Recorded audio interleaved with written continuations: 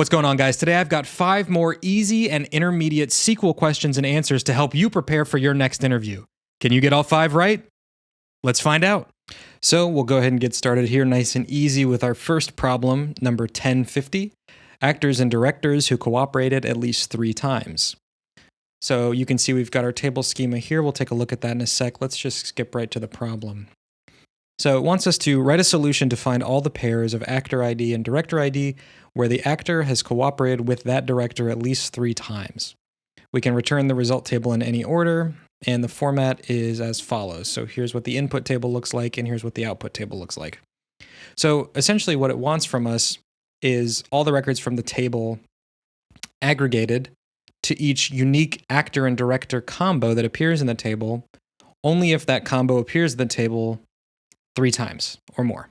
So we can look at the input table here and see like actor ID is 1, director ID is 1 here, here, and here, meaning 3 times, right? And then we've got actor 1 and director 2 twice, and we've got actor 2 and director 1 twice. So the result here is just actor ID 1 and director ID 1. So let's go ahead and start writing our select statement here. We're going to be using an aggregate function to count the number of times each distinct actor and director combination appears, and we're going to be filtering our results by that. So of course we're going to be using the having statement at the end. But we'll go ahead and write the query first, and then we'll look at the having statement. So we're going to say select actor ID and director ID from actor director group by, and we're going to group by actor ID, and we're going to group by director ID, and we're going to say having count star greater than or equal to 3, right? Because essentially, if we just did this part, we would have to add another column so we could see the count, and we can just go ahead and do that.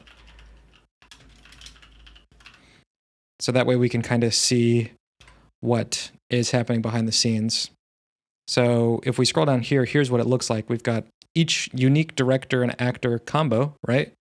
And the number of times they collaborated. So 1 and 1 collaborated 3 times, 1 and 2 collaborated twice, and then 2 and 1 collaborated twice, which is what we said a minute ago. So now if we just want to, instead of show that, if we just want to filter our results by that, then we just reinsert our having clause, and there we go. We've got the answer, and down here you can see our output is exactly what they expected.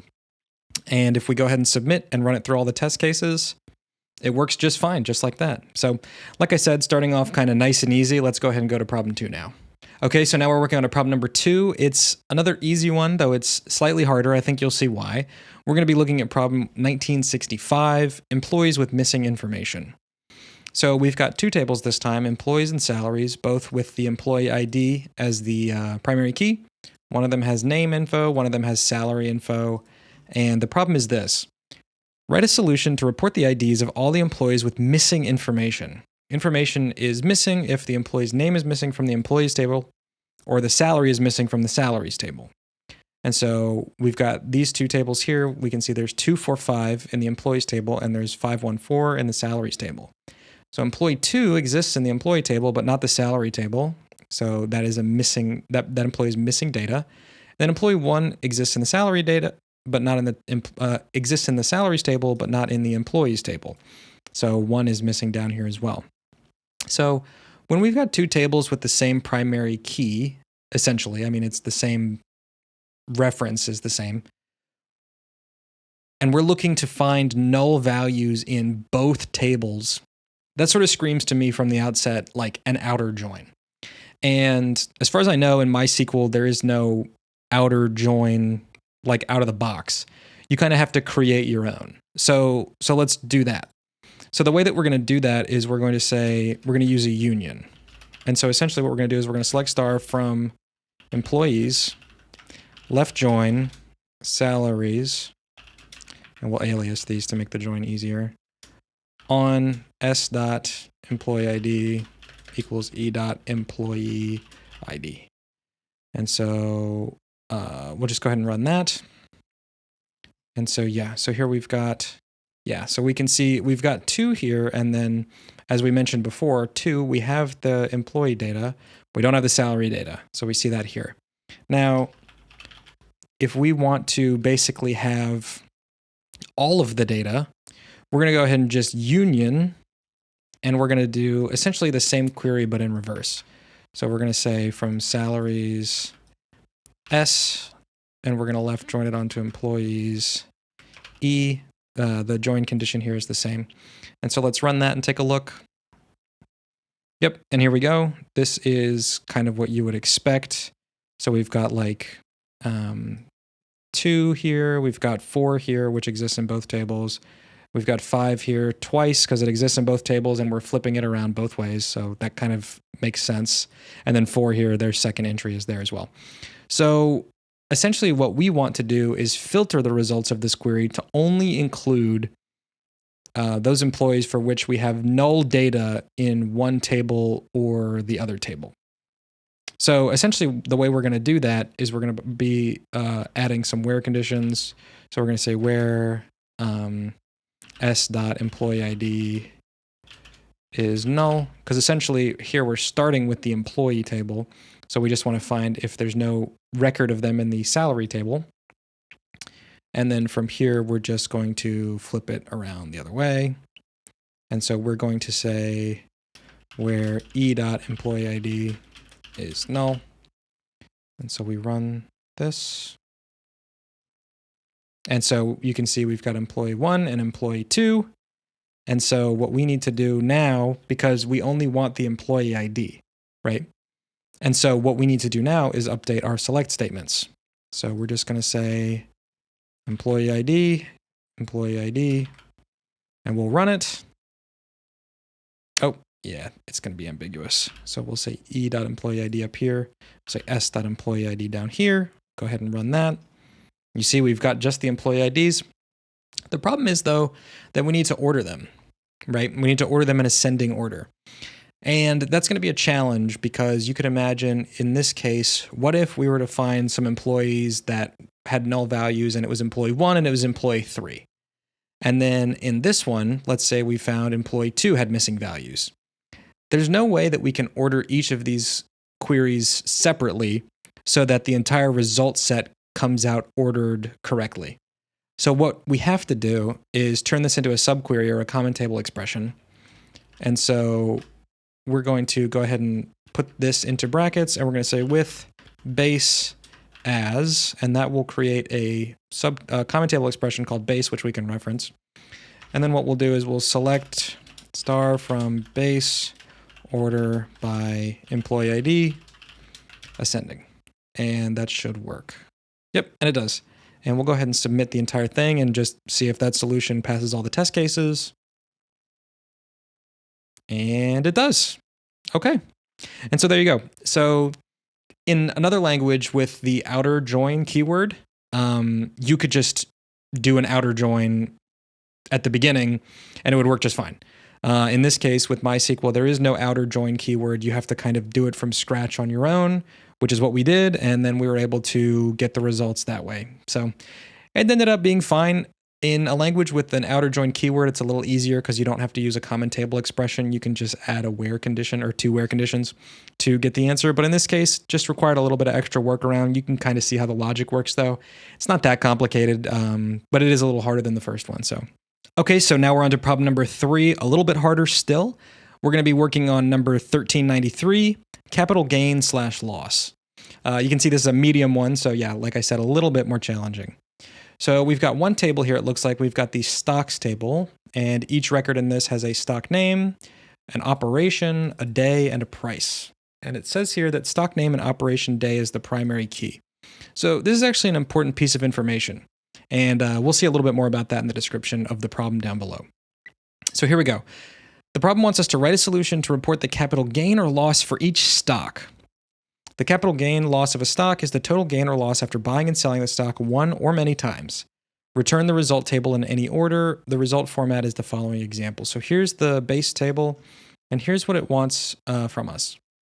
So the interesting thing about this problem is that the stock name and operation day is the primary key, right? And so the operation column is either buy or sell. And here's the interesting part. Each row of this table indicates the stock which has a stock name had an operation on the day operation day with that price. It is guaranteed that each sell operation for a stock has a corresponding buy operation in a previous day. It's also guaranteed that each buy operation for a stock has a sell operation in an upcoming day. So what that means is we're not going to begin the stock trading period with any stocks currently being held. There will always be a sell option in the future for every buy transaction that we see, and vice versa. And so that's an important piece of information. And the other important piece of information is that stock name and operation day is the primary key. That means we're only making one operation on a stock per day. We can't buy and sell the stock in the same day. We're only ever going to see one operation for any individual stock in any one day. So what we need to do is find a way to sum up the price information for each of these stocks over the entire trading period, and that'll essentially give us how much we gained or lost on that stock during the period. And so what we can do is use an aggregate function, of course, but that's not exactly going to work, right? So let's just start writing that and we'll kind of see why that won't work. So what we want is the stock name and sum of price, right? So we want to be able to add up all the prices. And then I think that's all that it wants from us. Yeah. So we'll say from stocks group by stock name. And we'll run this and you'll see the problem.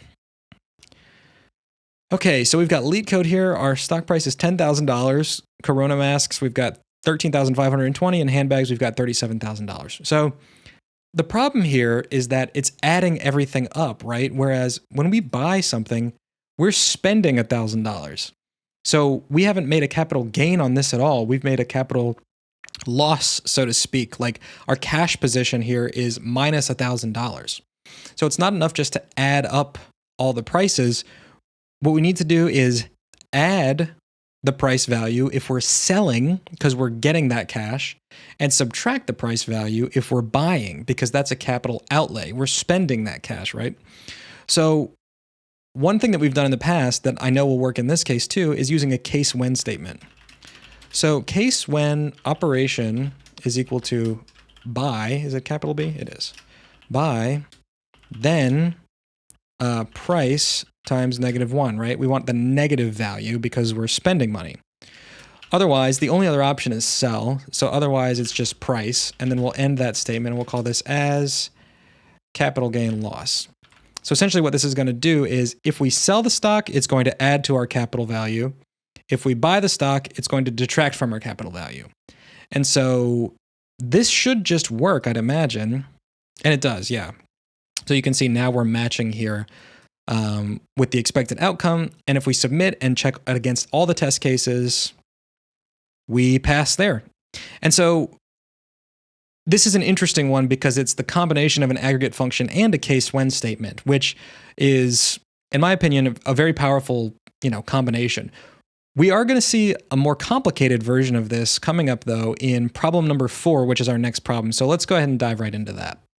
Okay, so problem number 4, like I mentioned, we're going to be using a similar approach to our previous problem. That's kind of a hint, but it is slightly more complicated, and you'll see. We're going to be working on problem 1555, bank account summary.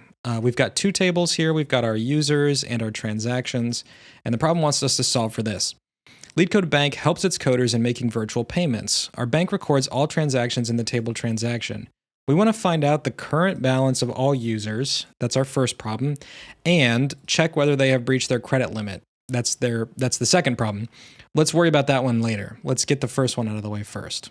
So essentially, in the transactions table, you can see we've got paid by to paid to. So the money's coming from person 1, going to person 3, going from 3 to 2, going from 2 to 1. So essentially what we need to do is we need to sum up all of these transactions for each individual user.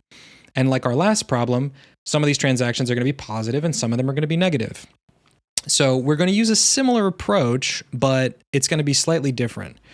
So let's go ahead and start here by saying select user ID. And we'll say from users, because we want to make sure we gather every single person. And so we're going to use a left join here to join onto the transactions table. The reason we're doing it like this is because if someone doesn't have any entries in the transaction table, i.e. they didn't send or receive any money, we wouldn't capture them if we were to use an inner join starting from the users table. So we're going to start from the users table and we're going to left join the transactions table on users.user ID is equal to transactions dot paid by, or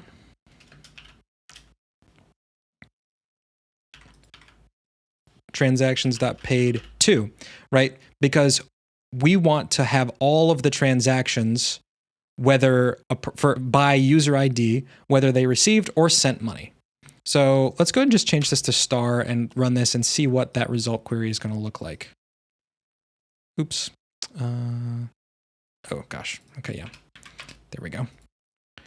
So let's run it like that. And so yeah, you can see here we've got, so like transactions are in here twice, right? So this one, transaction number 3 is in here once for Jonathan because Jonathan is paying the money, and it's in here once for Mustafa because Mustafa is being paid too. And that's what we want. We want one record for each person involved in the transaction. That way we can sum the amounts by person. And so how are we going to do that? Well, let's go ahead and restart our query here with the user ID column. And let's think back to what we did on problem number 3. We used a sum statement, but we also used a case when statement because we need to determine something about the transaction to know whether to add or subtract the money. So last time it was whether it was a buy or sell operation. This time it's going to be slightly different, right? So case when user ID is equal to paid by. So in this case, paid by is the person who the money's being taken from. So we're going to say then amount times -1, right? If you're the person who's paying, you're losing money. So it needs to be the negative amount. Otherwise, just amount. And then we're going to end that statement there as, and we're just going to call this transaction sum. Just use a smaller thing there. And then we will group by user ID. And this will be the first part of our problem kind of solved, I think. So if we look at our result set here, yeah, we can see user ID 1, total of -200. And we know that to be correct, right? Because if we look at the example they gave us, user ID 1 here, they sent $400 here and they got $200 here, right? So that's -$200. So that makes sense. We do notice something kind of interesting here though, right? Number 4 is null. So we know that number 4 exists in our table, right? But they didn't have any transactions, like I mentioned before. That's why we're using left join, so we capture them. How do we make it so that doesn't show null though and it shows 0? We're going to use a function called coalesce. And I think we want to use it on the outside here. Or no, we actually probably... yeah, let's just try that first. So essentially what coalesce allows you to do is to define a value to use in place of null if it would otherwise be a null value. Yeah, so see now we've got 4, user ID number 4, their transaction sum is equal to 0. So that's the first part of the problem solved like I mentioned earlier. The second part of the problem though is check whether they have breached their credit limit. So essentially when it says their credit limit, what it means is that's the amount they're allowed to go negative. Okay, so like for instance, in this case, we know Mustafa is at -200. Well, what's Mustafa's credit limit? 100. So they're allowed to go to -100. They're below that, right? And so they have exceeded their limit, and that's why it shows here, yes, because they have exceeded their limit. Their current balance is -100. So you can think of it as they start with $100 of credit, and then you apply all the transactions, and then whatever the resulting number is, we've got to make sure that number is greater than or equal to 0. So how can we do that? We've kind of got to do the same thing, right? Now there's 2 ways we could do this. We could either just turn what we've done so far into a common table expression and then use regular SQL query logic to calculate whether a person is below their limit or above their limit, or however you want to think about it. But to keep it slightly more readable, we're just going to create another column here, which kind of does what we want for us. Now we're going to change the name of this to credit, because that is what the name on the output wants it to be called, which I think is not great because credit is already a column in one of the tables, but we'll do what it asks. And let's think about this. So we're going to be using a pretty similar formula, right? We're going to start with the sum of the transactions, but we're also going to add users.credit, right? Because essentially we're going to say, okay, starting from this amount, then take out the rest of the amount. So in Mustafa's case, his credit starts at 100, and then the rest of this statement evaluates to 200, which then gets him to negative 100. So that's what this would do as well, right? Now, we also need to add the coalesce here. So that way, if there's anybody who does not have any transactions at all, we know that they are still getting accounted for. And so it wants this column to be called credit limit breached. Actually, I think it's just, yeah, it wants a yes or no. So this is actually kind of even more annoying, but that's okay. So essentially what we're going to do here, and we're going to change this, we're going to add the credit to this previous one as well, because it wants us to determine like where they end up, including their credit. And in this one, we're going to have to use a case when statement. So we're going to say case when, and then we're going to say the case when this statement is less than 0, then yes, they breached their limit, else no, they didn't, and as, and then we'll call it, what did they want us to call it? Credit limit breached. I know this is a really long line. I'm sure there's a way that I could like break this out into multiple lines that would make it easier to read. But I think that'll work. Let's go ahead and run it and see what happens. Okay, and it says that it's wrong. Oh, because it's asking for username, which we did not provide. So we'll add username as well and run it. And there we go. We got the correct answer here. And again, I think it said that the order doesn't matter. Yeah, it doesn't matter the order. And we'll go ahead and submit it against all the test cases and make sure we got it actually correct. And we did. There you go. It's pretty slow.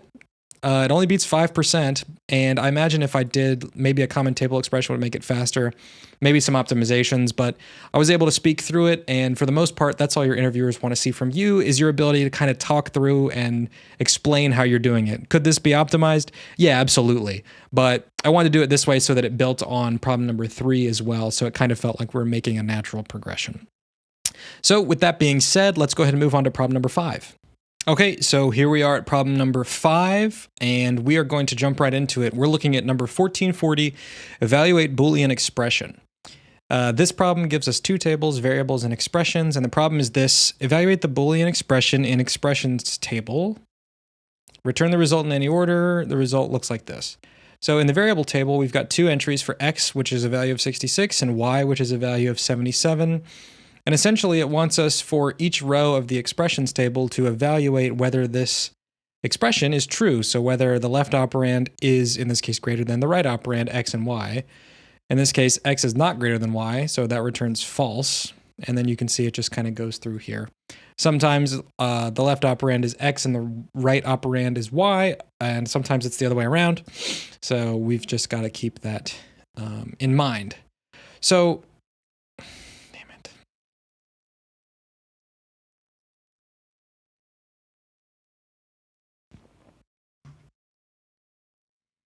So here we are at problem number 5, and we're going to jump right in. We're looking at number 1440, evaluate Boolean expression. It's giving us 2 tables here, one called variables and one called expressions, and it's asking for us to evaluate the Boolean expressions in the expressions table and return the result in any order. So in the variables table, there's 2 columns, name and value. Each record represents a variable. In this case, variable x has a value of 66 and y is 77. And it essentially wants us for each record in this table to evaluate the validity of this statement. So, right, like this first one, left operand greater than right operand, so x greater than y. No, x is 66, y is 77. Or this one, y greater than x, that's going to be true. Y greater than x, true, because 77 is greater than 66. Make sense? So essentially what we need to find a way to do is reference, instead of x here, reference the value of this variable in the variables table. So we're going to use a join to do that, obviously. So let's just start out by selecting star from, and we'll do the expressions table to start. E, and we'll go ahead and left join variables v on e dot left operand equals v dot name. So in this case, right, like the left operand is x. So this would join on the x table. So essentially what this record would look like is left operand x, operator greater than, right operand y, and then two more columns, name, x, value 66. So let's run it and see if that's what it looks like. Yep, it does. And so what we need to do is also get the value of the right operand. So in this case, we're going to have to join again, and we're going to join the variables table again, v2 on e dot right operand equals v2 dot name, and then we'll have two more columns that will also be name and value, but this time it'll be the name and the value of the right operand. So it should say y77, and it does. So we've got all the values that we need here to make a decision, right? Now, the problem is we need to use the operator from the operator column, but that's just a string value. We can't do something like this, right? Where it's like left operand operator, right operand, right? That doesn't make any sense. You can't use a string value in a column as an operator. So what do we need to do instead? Well, what we need to do is instead of left operand, we need to take the value of this x variable, which we know from this first left join here, since we're joining on left operand, is going to be v dot value. And so instead of x, that would be 66. Instead of operator, we'll leave that alone for now. And I'll show you what we're going to do. We're going to use a case when statement. Surprise, we're using a lot of those today. And for this one, we're going to use v2.value. And so what we're going to do here is we're going to say case when operand equal to, and then we're going to make a case statement for each of the three possible operands, less than, greater than, or equals to. So if the operand is equal to, then, I guess we would want to say, if the operand is equal to, what I was thinking we might be able to do is just say then v.value equals v2.value, because then that would return the Boolean value. But I think in MySQL that would actually return a 0 or 1. And what it wants from us is the literal word false or true. So what we need to do is add a second condition here. So if the operand is equals and v.value equals v2.value, then we're going to return true. And we need to just duplicate this for the two other cases, right? Where the operand is greater than or where the operand is less than. And if v.value is greater than v2.value, and that's the operator that we're looking for, the operand, then it's true. And then in this case, it's less than, then it's true. And if any of these, and if our statement gets through all of these and none of them evaluate to true, else, false, we're going to end as value. Right? And so what it wants is everything from the expressions table, and then it wants this, delete case. And I think, let's just format it to make it more readable. That should just work is my guess. Let's go ahead and give it a shot. And, oh, runtime error, operand. Oh, it's called operator. Yeah. Okay, I just kind of got the word operand stuck in my head for some reason. And there we go. So it worked in this case. Let's go ahead and submit and run through all our test cases and make sure we got the actual answer. And we did. So did you get all 5 right? If not, no worries. I've linked a video up above to help you brush up on your SQL fundamentals for next time. And speaking of next time, I've got more videos just like this one on this channel with a ton on the way. So subscribe and hit the notification bell so we can help you get ready for your next interview.